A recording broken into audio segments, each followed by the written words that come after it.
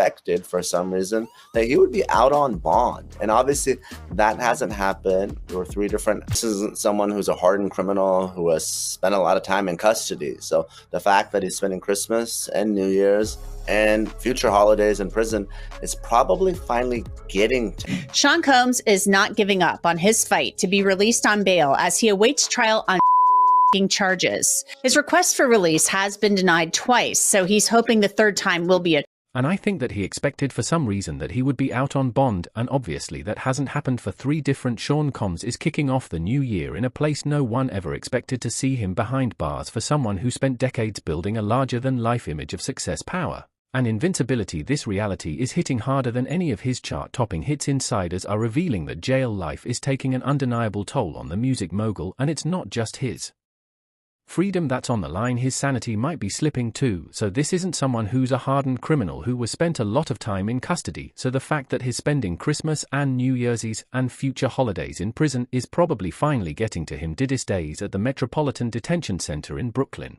are a far cry from the lavish lifestyle he's used to. He's reportedly struggling to adapt to the harsh environment, and sources claim he's been using medical visits as an escape route. Rumors suggest he's been making frequent trips to the hospital hoping to buy himself some time outside of custody. But here's the kicker: it's not working out the way he planned. His pleas for release are falling on deaf ears, and each failed attempt only adds to the mounting frustration. Sean Combs is not giving up on his fight to be released on bail. As he awaits trial on charges, his request for release has been denied twice, so he's hoping the third time will be a charm. For years, Diddy played the role of a man untouchable, living in a world where rules bent to his will and consequences seemed non-existent, but now he's facing the stark reality of being just another inmate subject to the same rigid structure and daily grind as everyone else. The man who once commanded rooms now has to wait in line for basic necessities, and insiders say the psychological strain is starting to show. The stakes couldn't be higher. Diddy isn't just fighting for his freedom, he's fighting to keep his carefully crafted image intact. But as the days drag on, the cracks are becoming harder to hide. Will he find a way to maintain his composure, or is the weight of his past finally catching up with him? Stay tuned, because this story is far from over. P. Diddy is starting 2025 with anything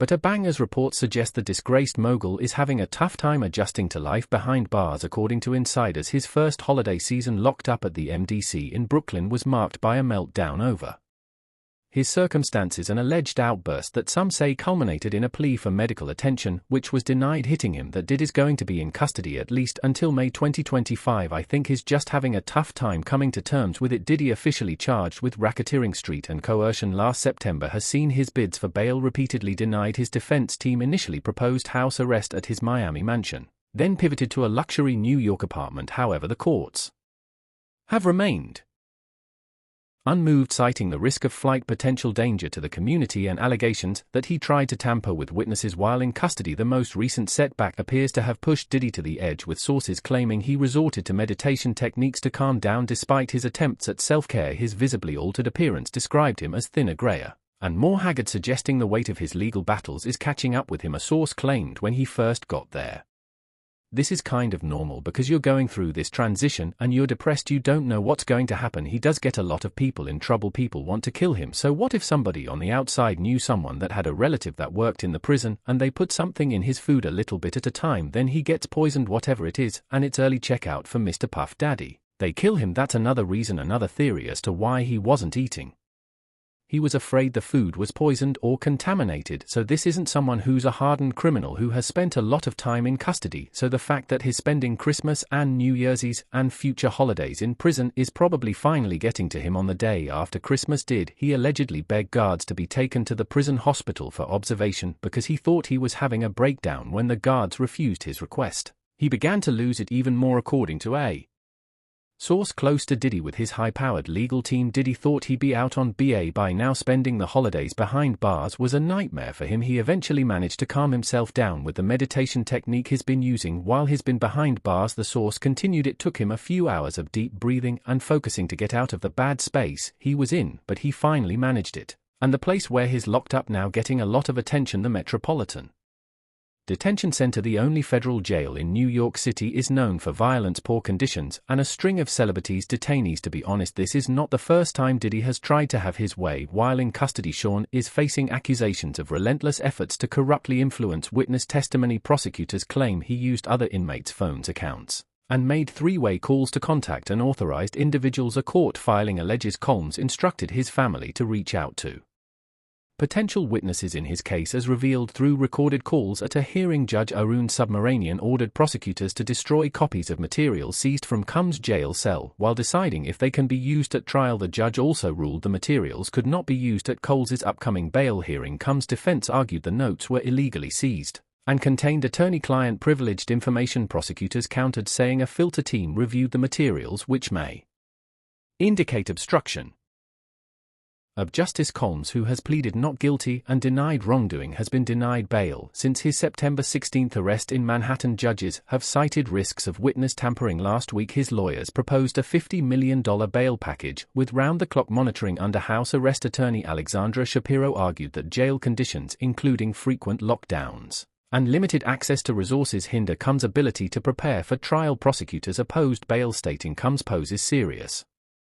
risks of danger and obstruction. They accused him of orchestrating social media posts to influence a potential jury pool. One-sided example involved a woman witness too who allegedly drafted a statement with Combs through multiple texts and calls from prison. Prosecutor suggested Combs may have paid witness to after the statement was posted. A video of Coles' children wishing him a happy birthday on November 5 was also cited as part of a public relations strategy to influence the case. Prosecutors alleged Combs monitored audience engagement and discussed its potential impact on jury members. Additional allegations include using other inmates' phone accounts to make calls and directing payments for his access. Prosecutors describe Combs as orchestrating a relentless campaign to contact witnesses, including alleged victims of his abuse. They urged the judge to deny bail, arguing that no set of conditions could mitigate the risks. The defendant has demonstrated an uncanny ability to get others to do his bidding, they wrote, adding there is no reason to believe that private security personnel would be immune. While Combs' lawyers criticized jail conditions, prosecutors dismissed those claims, citing a lawyer's comment that food is probably the roughest part of Combs' adjustment to incarceration. Adding to his woes as the case continues to build steam, a key ruling now allows one of Diddy's accusers to remain anonymous, which prosecutors say is crucial to protect the integrity of the trial. Diddy's defense, however, is expected to go on the offensive, aiming to discredit testimonies by highlighting inconsistencies and painting accusers as motivated by fame or money. Typically, when a district judge or magistrate judge considers a bail motion, it operates under a de novo standard. This means the case is reviewed as if for the first time with no precedential impact from prior bail denials. However, when the case goes to appeal, the dynamic shifts significantly. On appeal, the higher court evaluates the lower court's decision under an abuse of discretion standard. This means the appellate court can only overturn the decision if it determines the lower court acted unreasonably or outside the bounds of its discretion. Essentially, the appellate court must give deference to the original ruling, making the odds of reversing a bail denial much lower. And normally, when a district judge or a magistrate judge hears a bail motion, it's a de novo standard, which means for the first time that means the previous application, the denials, they don't have any. Additionally, the situation for the applicant often worsens over time as subsequent developments such as new evidence or additional allegations can negatively impact their case. This compounding effect makes it increasingly difficult for bail to be granted on appeal. Diddy Combs is reportedly causing delays in legal proceedings by refusing to leave his jail cell to accept service of multiple lawsuits. The bad boy, records found, are currently in custody on ST charges, has been accused of stalling by attorney Tony Busby's co-counsel. According to filing submitted on December 30, Diddy's actions have led to postponements in two specific cases. Judges have been urged to reschedule conferences initially set to begin on January 10, moving them to February. Reports indicate that both legal teams have agreed on this adjustment. Among the lawsuits is a case filed by Philip Pines, Diddy's former assistant, accusing him of cyber battery. H&T. According to TMZ, Pines alleged